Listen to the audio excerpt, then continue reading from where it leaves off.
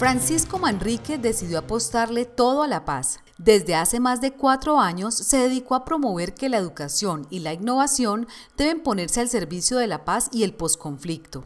Manrique lidera un grupo de empresarios y de directivos universitarios que creen que en lugar de ser espectadores pasivos del proceso de paz, deben participar de manera activa para que la educación, la innovación y el desarrollo puedan apoyar un proceso de sostenibilidad del posconflicto. Nuestro invitado de hoy en el Ágora, un lugar de encuentro. Amigas y amigos, bienvenidos a su programa El Ágora. Francisco Manrique, Innovaciones en el Proceso de Paz. Bienvenido a nuestro programa, Francisco, y pues vamos a ver qué podemos hablar del proceso de paz. Muchas gracias, Ángela.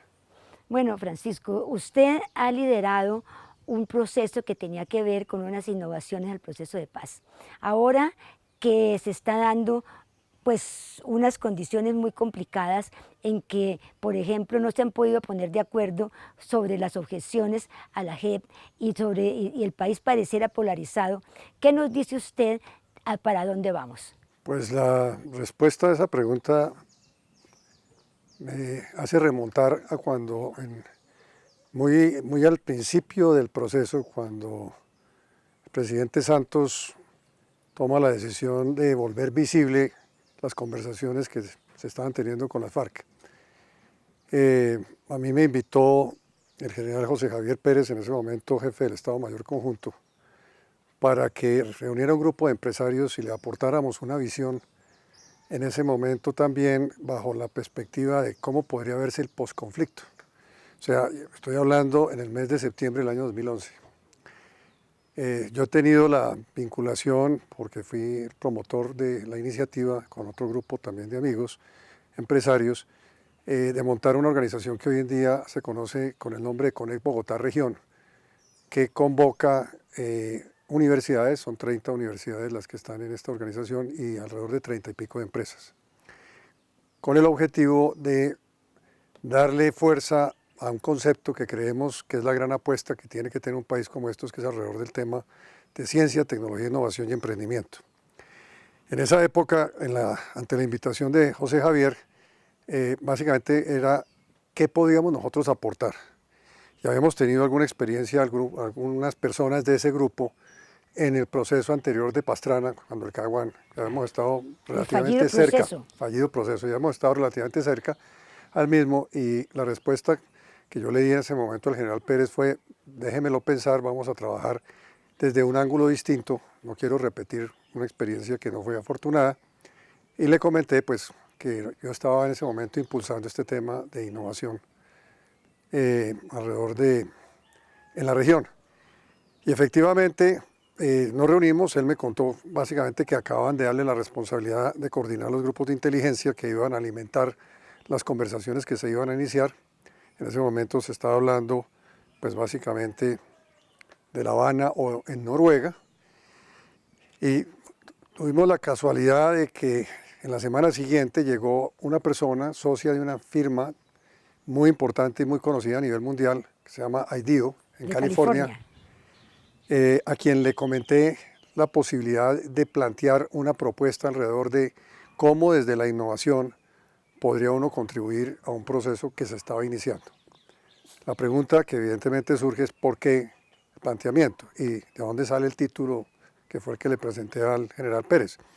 Y digamos que la razón fundamental era porque en ese momento el gobierno de Santos había planteado como una de las 5 locomotoras del desarrollo la innovación, que era la primera vez en la historia de los planes de desarrollo de este país en donde de manera explícita se reconocía el tema, y por el otro lado se estaba tratando de darle un viraje al uso de los dineros de las regalías, lo cual hacía que, digamos, la innovación saliera de closet literalmente y comenzara a adquirir una dimensión que años después hoy estamos viendo que vuelve a tener una gran importancia. Entonces esa fue una de las razones. Y la otra, muy importante, que también fue producto de unas reflexiones que se fueron dando a lo largo de estos meses de finales del año, era que si queríamos de verdad darle un viraje a este país, teníamos que atrevernos a pensar totalmente distinto, porque pues esto es una historia en ese momento de casi 60 años de sangre y violencia. Entonces, a partir de ese planteamiento surge la propuesta cuyo contenido comenzamos a trabajar con esta firma de IDEO, que era Innovación al Servicio de la Paz en Colombia. Y se comienza un trabajo muy lindo de invitar a una red internacional propuesta por estos señores y además por personas que yo había conocido en el camino de construir Connect, a nivel internacional también, es decir, gente que estaba en los Estados Unidos, en Inglaterra, en España, en Israel. Y le llevamos una propuesta al gobierno. Desafortunadamente el tema tuvo muchos inconvenientes. Logramos identificar unas 14 oportunidades en donde podíamos hacer un aporte, pero lo más interesante ante la pregunta, Ángela, es la premonición o la visión que se tuvo en las conversaciones muy preliminares con esta firma en San Francisco, que no se me olvidará nunca, cuando a mí me invitan en diciembre, porque ya tenían un primer borrador. Y la gran preocupación que estos señores tenían era identificar el problema. La manera en que ellos operan es básicamente a partir de tener claridad cuál es el problema. Entonces entran todos los mecanismos y metodologías que ellos han desarrollado para poder buscar darle una solución o una aproximación realística a esa situación. Y cuando yo llegué a San Francisco en una comida en que estábamos reunidos un grupo como de 10 personas y en teleconferencia con gente en Londres, en Alemania y en Singapur, era un grupo de 16 personas, la unanimidad de ese grupo, de gente pues altamente sofisticada en trabajar este tipo de temas, fue el gran problema que va a tener el gobierno de Santos, va a ser venderle esta idea a la sociedad colombiana. Precisamente ese es un tema que en este momento tiene muchísima vigencia. Vamos a ver qué piensan las personas sobre esta posibilidad de que hubiera algo de la sociedad civil para el proceso de paz. ¿De qué forma usted aporta al proceso de paz? Pues yo creo que dando respeto hacia los demás. Creo que ese sería como mi aporte. Yo aporto a la paz siendo una persona tolerante, una persona respetuosa, comprometida con el desarrollo de mi profesión. Yo aporto a la paz siendo tolerante. Desde mi profesión sería informar, ser verídica en la información obviamente y también dándole a saber a las demás personas qué se puede hacer para construir la paz. Bueno, en este momento en que ya se dio lo que podría ser algo de un proceso de paz, ¿cómo ven ustedes esa posibilidad y hacia dónde vamos? Básicamente la preocupación que se tuvo en ese momento se materializó. Y es que fallaron dos cosas fundamentales. La primera, pues haberle vendido a la sociedad que el tema no era el proceso de paz de Santos. Era una oportunidad histórica para Colombia que debería de tener una serie de ventajas que si se hubieran planteado como tal en un proceso de liderazgo muy distinto que no tuvo precisamente todo este tema, pues simplemente lo que sucedió fue que el país quedó a la merced de quienes se oponían y se dividió. Y entonces el otro tema que me parece que fue una gran falla es que, de nuevo, no siendo el proceso de paz simplemente un tema de formar un acuerdo, como hoy en día se evidencia, porque lo único que nos iba a pasar era que íbamos a repetir la historia, era haber entendido que el tema de la paz era un tema de la sociedad colombiana. Y que si uno se ponía a mirar las estadísticas como las vimos en su momento, pues la mayoría de los actos de violencia se estaban dando en el seno de la sociedad, más que por los ataques en ese momento de la guerrilla. Entonces la combinación de un proceso que no genera valor y apropia en cabeza de cada colombiano y además con el sentido de responsabilidad que le compete, pues lo que pasó, pasó. Hoy pues lo que vemos es un proceso que definitivamente se está enredando en los temas formales, pero que sigue teniendo exactamente el mismo inconveniente, con el agravante de que, eso creo que Santos nunca se lo imaginó, la implementación iba a terminar siendo hecha por quienes se opusieron de forma totalmente agresiva a que se desarrollara el mismo proceso. Que es un problema muy grave. Total. Porque verdaderamente ha polarizado el país. Totalmente. Vamos a hacer una pausa para comercial y ya regresamos.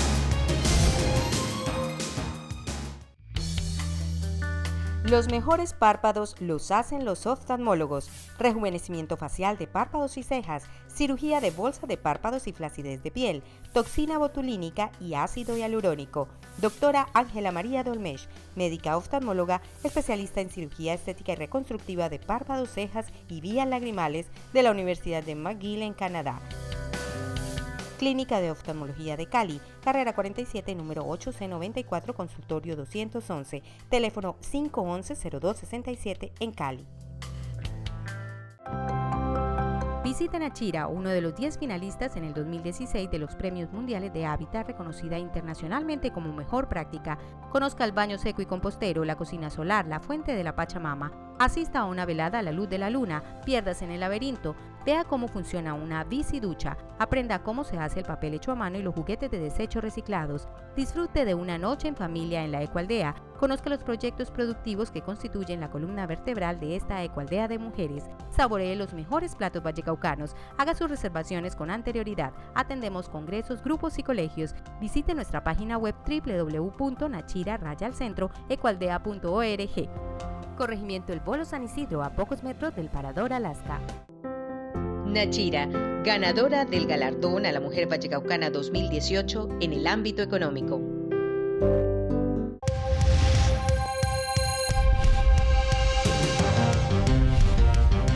Continuamos en el Ágora, un lugar de encuentro. Francisco Manrique, innovaciones en el proceso de paz. Francisco, pues eso que usted me dice es bastante preocupante y sobre todo pues ahora que hemos visto que hay objeciones a la JEP de la presidencia, que el país está completamente polarizado, que el Congreso no está apoyando esas propuestas, ¿a dónde vamos? Pues yo creo que nos va a tocar hacer una bolita de cristal para entender para dónde va este tema, porque quienes tienen que impulsar unos acuerdos nunca estuvieron de acuerdo con ellos. Por el otro lado, lo que está sucediendo es que el gobierno Duque, como consecuencia de este tipo de situaciones como las de la JEP, ha construido un ambiente totalmente contrario para otros proyectos que este país tiene que estar discutiendo. Y lo que está sucediendo en la práctica es algo que uno tiene que estar consciente porque es relativamente nuevo en los últimos 16 años o 18 años de este país, que es la pérdida de gobernabilidad. Entonces, cuando un gobierno no tiene mayoría, cuando tiene absolutamente dividido no solamente a la clase política, sino a la sociedad en general, y cuando no hay un proyecto de país claro que de alguna manera sirva para aglutinar fundamentalmente una visión colectiva de los colombianos, pues realmente estamos montados en una situación compleja. Adicionalmente, porque por estar enredados en todas estas discusiones, que son las discusiones del pasado, y que tal vez es lo que a mí más me preocupa, Ángela, es que este país se le ha olvidado un pequeño detalle. Está inserto en el mundo, y en el mundo están pasando cosas fundamentales en términos de transformaciones y de cambios, que evidentemente lo que necesitan es una agenda de futuro, una conversación de futuro, y no la recreación de la historia del pasado, que es lo que estamos viendo en la actualidad. Entonces es un momento bastante complejo en donde yo creo que no hay una respuesta clara en la medida que se mantenga esta dinámica. Pareciera que entonces que esas innovaciones y esos cambios, porque de todos modos el proceso de paz de Colombia está en la mira de todo el mundo, es un modelo, es decir, nosotros lo vemos así, pero tú vas y hablas en Inglaterra y tú dices, ¡ay, qué maravilla! El modelo de la paz de Colombia, es decir, por ejemplo, Santos va por todas las universidades dando conferencias y por todo el mundo sobre cómo fue ese proceso tan fantástico que hicimos en Colombia. Entonces, pues hasta cierto punto, y la gente quiere venir a Colombia, quiere venir a ver dónde vivían los guerrilleros, quiere venir a ver, y sí, pues hay ciertas cosas, por ejemplo, como pasa en el Guaviare. En el Guaviare vemos que hay un grupo de excombatientes que ha armado un proceso turístico. Son cosas que se están dando de la sociedad civil, así como por ejemplo tenemos en este momento un millennial que se ha vuelto famoso porque su empresa está ahora pues a punto de llegar a ser uno de los grandes proyectos del futuro, que es este muchacho Simón Borrero, por ejemplo. Entonces, pues que yo pienso que en alguna forma, ¿qué dirías tú, por ejemplo, que está pasando de la sociedad civil para que esa parte política no nos afecte tanto? Pues yo creo que, digamos, aquí hay dos comentarios. Uno que me parece importante resaltarlo, y es que hablando de innovación y el mundo que está cambiando, Lo que es evidente, y no solamente en Colombia, es que la dirigencia política y el sistema político que los soporta claramente van rezagados de una manera dramática. Y de la misma forma, el Estado, que es el que tiene que salir finalmente institucionalmente a responder para apoyar ciertas apuestas que se hacen como sociedad y en este caso asociados al tema de la paz, tampoco está dando, digamos, el ancho de banda. Y por eso los grandes vacíos que quedaron y que hoy en día están siendo copados, pues de nuevo por ex participantes de estos grupos militares. Pero por el otro lado hay una cosa que es muy bonita y es la razón por la cual tal vez Colombia ha sido una sociedad como paradójica, que en medio de lo que pues hemos visto durante tantos años, que ha sido muy dramático y triste, y sin embargo el país ha venido creciendo. Y es que hay mucha gente extraordinaria, Ángela. Tú la conoces porque las has entrevistado y has visto a lo largo y ancho de la geografía. Y lo que yo estoy viendo desde mi óptica personal, que tengo una escuela o una red de liderazgo, que ya han pasado más de 1000 personas por ahí, y yo me sorprendo todos los santos. Colegio? Es una iniciativa para identificar personas con alto potencial de liderazgo desde diferentes sectores de la sociedad de una forma muy diversa, y entonces a esas personas las apoyamos a través de unos procesos que hemos diseñado muy exitosos. Y ahí lo que yo he encontrado es que hay gente extraordinaria. ¿Y cómo lo seleccionas o cómo te llegan? ¿O qué es? ¿Es un edificio? ¿Es una cosa de internet? ¿Es una cosa virtual? Cuéntame un poquito. Te remato a la pregunta anterior y te contesto la siguiente.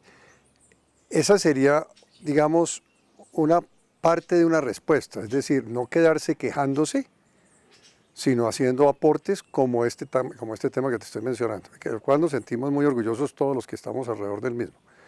Esto es una iniciativa básicamente que nace de cómo invitar a otras generaciones a que participen de la experiencia que hemos tenido algunas personas, como es mi caso, de habernos salido un poco dentro de la concha donde estábamos como empresarios y entender que podíamos hacer política sin ser políticos, participar en las discusiones públicas y sobre todo afectar positivamente las decisiones que se toman en materia de política. Desde la sociedad civil. Desde la sociedad civil. Entonces, no tengo tiempo para explicar, pero son muchos ejemplos que podría contar.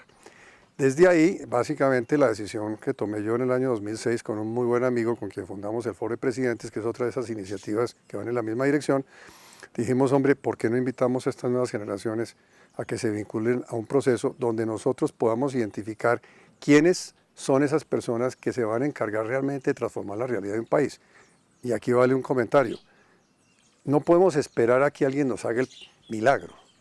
Tenemos que preparar a quienes de verdad van a ayudar a liderar procesos en diferentes niveles de la sociedad y para eso fue que creamos la red de liderazgo. Hoy, por ejemplo, tenemos un caso lindísimo en el occidente de la Sabana, que es uno de los proyectos que venimos desarrollando. Tomamos la decisión de identificar a 180 personas líderes de la región, en la zona de Mosquera, Madrid, Funza, con el objetivo de preparar los futuros líderes políticos o potencializar los líderes políticos actuales, con el fin de tener con quién conversar. Esto es una iniciativa que surge de un grupo de empresas y de la Fundación Corona junto con Origen, que fue quien propuso el tema. Ese es el tipo de acciones en donde primero hemos identificado gente extraordinaria. Segundo, tenemos un total optimismo de que se pueden hacer cosas. ¿Y cómo las identificas? Procesos de selección que se hacen desde diferentes índoles. Por ejemplo, a las empresas, como el caso de la organización Corona, o como el caso de Amarillo, o como el caso de Ecopetrol, simplemente hacen procesos de selección entre sus empleados. Entre sus empleados, y después nosotros con quienes han sido seleccionados les hacemos una segunda zarandeada y de ahí salen. Tenemos líderes sociales, entonces tenemos una red de organizaciones que identifican en zonas como Ciudad Bolívar o en el Chocó con la Fundación Detonante de Semana, ¿cierto? Entonces ahí básicamente identificamos personas. También hemos trabajado con la Agencia Nacional de Reinsertados, cuando estaba Alejandro Eder, con quien hemos identificado también personas que las traemos de ahí, o la Fundación Corazón Verde, la Policía Nacional, que es una organización que también algo tuvo que ver en sus comienzos. Y entonces, digamos que hemos tendido una red, y en resumen, en esa red estamos pescando gente de alto potencial o que ya están haciendo cosas significativas y que queremos llevarlas a otro nivel. Bueno, vamos a ver qué están pensando los jóvenes sobre esta posibilidad de pertenecer a este tipo de liderazgo. ¿Le gustaría pertenecer a una red de jóvenes líderes que aporten al proceso de paz? ¿Por qué?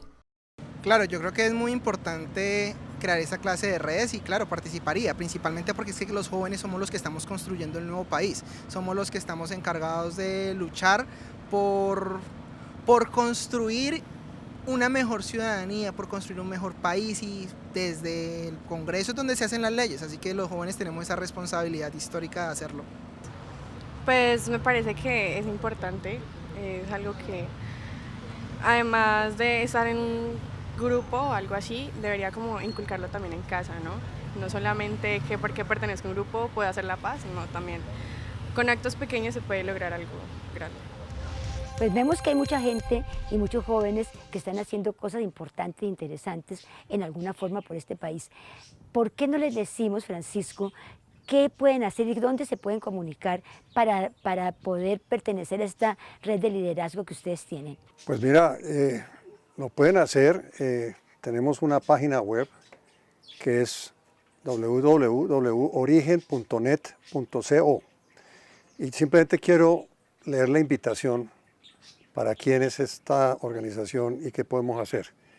Y en esta página iniciamos dándoles una bienvenida a los lectores y a quienes están interesados y les decimos: somos el punto de encuentro de colombianos valientes, innovadores, éticos y efectivos, que asumen día a día la responsabilidad de liderar el cambio que queremos ver en nuestras comunidades, organizaciones, empresas y en el país.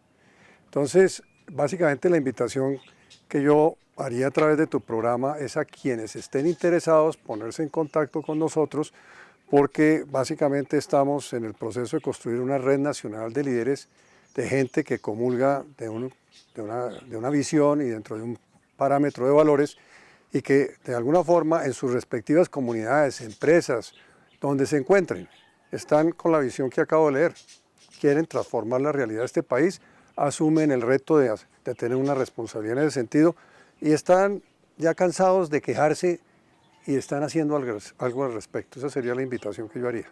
Porque eso también es muy interesante desde el punto de vista de aquellas personas que estuvieron mucho tiempo en el monte. Es decir, entre esas personas uno mismo se da cuenta, es decir, no eran matones nada más. Es decir, uno los ve, por ejemplo, en alguna forma en el Congreso, o digo, los ve y las ve, porque también hay mujeres y que efectivamente son personas que sí quieren contribuir en alguna forma. Entonces, ¿cómo les llega, por ejemplo, esta invitación también a esas personas que vienen del proceso de la guerra? Pues mira, muy sencillo, porque es que precisamente los hemos tenido en el proceso. Nosotros desde hace unos 4 años, inclusive de una manera que fue polémica al principio, tomamos la decisión de invitar a personas que habían pasado por el proceso de reinserción. También invitamos a militares, a exmilitares y policías, y tuvimos la fortuna de tenerlos en el mismo espacio, conviviendo y compartiendo las experiencias desde 2 sitios distintos, pero como colombianos, para llegar a la conclusión de que eran colombianos al final del paseo, y hoy tenemos los casos más lindos que te puedes imaginar, que inclusive están documentados precisamente en la página. Hay unas entrevistas que se les han hecho. Esa es la forma de responderle a esa gente que quisiera estar en un proceso de esta naturaleza. Bueno, Francisco, pues me parece muy interesante que estas personas que en alguna forma creen que pueden contribuir al país y que están desde 2 orillas distintas, pues lo vayan a hacer. Vamos a hacer una pausa para comercial y ya regresamos.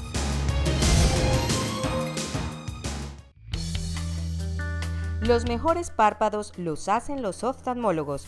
Rejuvenecimiento facial de párpados y cejas, cirugía de bolsa de párpados y flacidez de piel, toxina botulínica y ácido hialurónico. Doctora Ángela María Dolmesh, médica oftalmóloga, especialista en cirugía estética y reconstructiva de párpados, cejas y vías lagrimales de la Universidad de McGill en Canadá. Clínica de Oftalmología de Cali, carrera 47, número 8C94, consultorio 211, teléfono 511-0267 en Cali. Peluquería Carlos Enrique, profesionales y especialistas en maquillaje, blower, corte, alisado con queratina, entre otros. Encuéntrenos en la carrera 34, número 341, barrio San Fernando, frente al Parque del Perro. Separe su cita al 556-1290, 556-1310, Peluquería Carlos Enrique. La Asociación de Mujeres Cabeza de Familia apoya, capacita y educa en la formación para el trabajo a la mujer y su familia con seminarios, cursos y talleres, gastronomía, educación ambiental, asesorías jurídicas y psicológicas. Carrera Cuarta número 576, teléfonos 881-1484, 311-728-1952, 314-718-6942, asomucafcali@yahoo.com.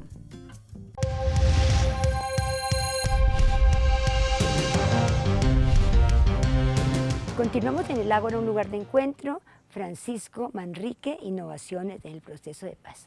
Francisco, ¿usted es acuario? Yo nací el 27 de noviembre, entonces no sé qué símbolo tengo, o qué signo tengo, perdón. Ustedes sí. de golpe tienen más. Sí, no es acuario, pero lo veo haciendo cosas como si fuera acuariano. Entonces pongamos que para este programa usted es acuariano. Bueno. Entonces, ¿por qué tiene usted tantos sombreros y cuál es el que más le gusta? Pues sí, realmente esa creo que es una buena descripción. Mi vida, además de haber sido empresario, he tomado una decisión desde hace ya muchos años de que no me quedo solamente en mis actividades profesionales y empresariales, porque descubrí desde 1989 que uno sí puede influenciar decisiones de política pública y tengo muchos ejemplos para demostrarlo. Hoy yo creo que donde más me siento contento, sin haber abandonado mis actividades empresariales como inversionista, como miembros de juntas directivas y demás, es apoyando iniciativas que de alguna forma tienen el impacto como las que aquí estamos hablando. La creación de CONEP Bogotá Región es una iniciativa de la que me siento muy orgulloso, precisamente porque estamos teniendo un impacto en la mentalidad de los empresarios y de las universidades en relación a lo que significan esas 3 o 4 letras, CTI, Ciencia, Tecnología, Innovación e Emprendimiento. Pero el tema de la red de liderazgo es también otra experiencia. Escribo un blog semanal. ¿Te gusta escribir? Sí, me gusta escribir muchísimo. Escribí en El Tiempo, en El Espectador, en Semana, en la parte de la página web. Y hoy en día tengo mi propio blog. Entonces me gusta estar contribuyendo, generando reflexión, pensando out of the box, como dicen, fuera de la caja, retando un poco a la gente a que vea otras alternativas. Además muy coherente con este tema de la innovación, porque de eso se trata. Bueno, usted tiene una hija que se llama Rosita, sí, con la cual usted tenía una relación muy controversial en su empresa. ¿Cómo resuelven ustedes esos problemas con Rosita? No es que tuviéramos una relación controversial, es que los dos somos muy parecidos. Y entonces ella me acompañó durante 17 años. Y tenemos opiniones fuertes y además somos muy afirmativos en nuestras posiciones. Y ahí sí que es cierto que tuvimos la fortuna de trabajar 17 años de manera muy linda porque aplicábamos el concepto de duro con los problemas y suave con las personas. Y yo, además, valorando profundamente el criterio de ella, entonces, a pesar de que me resistía algunas veces a sus opiniones, la verdad, la mayoría de las veces terminaba dándole la razón, de manera que eso fue lo que permitió tener una muy bonita relación. Pero lo bonito es que hoy en día mi hija es la que preside la fundación de Origen Red de Liderazgo. Entonces, ella con mi hija menor, que es Diana, las dos, junto con un grupo de alrededor de 100 personas, estamos impulsando esta causa. Entonces, seguimos trabajando juntos en un tema que nos une profundamente como familia y al mismo tiempo generando un impacto que creemos que es bastante importante. Más de 1000 personas han pasado por el proceso. Muchísimas gracias, Francisco, le agradecemos mucho que nos haya acompañado en este programa, hemos aprendido mucho, creo que la gente de Cali, del Valle y del suroccidente van a tener mucho que decir y que opinar. Muchísimas gracias, Francisco. Muchas gracias. Y a ustedes continúen en su canal Telepacífico.